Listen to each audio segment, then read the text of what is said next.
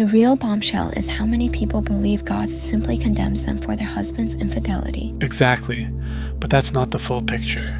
It's like we've been spoon-fed only the guilt, not the grace. Let's dissect this. You're hitting the nail on the head. The Bible doesn't just leave us with judgment. It's about the underlying cry for wholeness. But how many people miss that? Tons, because the community often focuses on punishment. They miss the healing process, which is where the real transformation lies. Remember Hosea? God's message through his story isn't just about betrayal, it's about redemption. Wait, I love that you brought up Hosea. People often stop at the scandalous part, Gomer's infidelity, but they don't see the depth of God's commitment. It's an invitation to understand faithfulness in a world that screams betrayal. And it's not just biblical history, it's current reality. The fear at the core, being unlovable if betrayed, is what paralyzes most. They think God's love ends where the betrayal begins, but that's a distortion. And here's the kicker. This fear is so deeply ingrained that it affects everything, from their career to self-worth. It's a toxic cycle. But what if we flipped it? What if betrayal could be a catalyst for personal growth and deeper faith? Precisely. The truth is, God uses even the darkest moments to bring about light, but the church isn't always vocal about that. They're stuck in the do's and don'ts and miss the why behind God's guidance. And let's talk about that hidden pattern. People in the community whisper about forgiveness, but publicly it's a different story. There's fear in admitting that maybe the relationship can emerge stronger, or that choosing to leave is an act of self-love and divine direction. Right. It's as if admitting there's grace in the aftermath of adultery feels like betraying the faith itself, but it's not. It's living it. It's understanding that forgiveness isn't about condoning. It's about freeing yourself from the chains of resentment. So what's the real fear underneath? The fear of judgment, yes, but deeper is the fear of the unknown.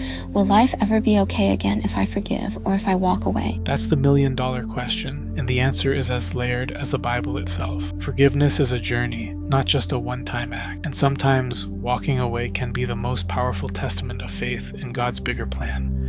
It's that contrarian take, right? The idea that God's path sometimes means taking a road that conventional wisdom says is wrong.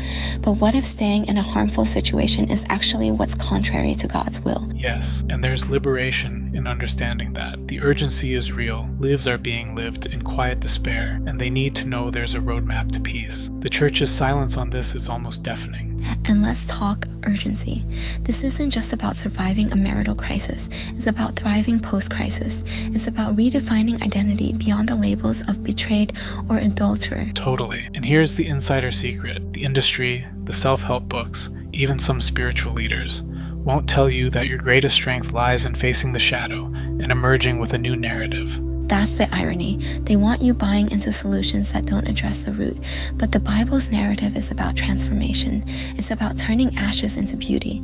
It's about redemption, not mere survival. Exactly, and the stakes are high. This isn't just about faith, it's about legacy. What story are you passing down? One of shame or one of resilience? It's about breaking cycles for future generations. So let's flip it. Instead of asking, why did he cheat? Maybe we should ask, what opportunity for growth does this present? How can this redefine your faith and strength? Bingo. That's where the real power lies. It's not about minimizing the pain, but transforming it into purpose. That's what God really says about adultery. Not just condemnation, but resurrection. And if we can grasp that, the entire narrative shifts. Betrayal becomes not an end, but a beginning.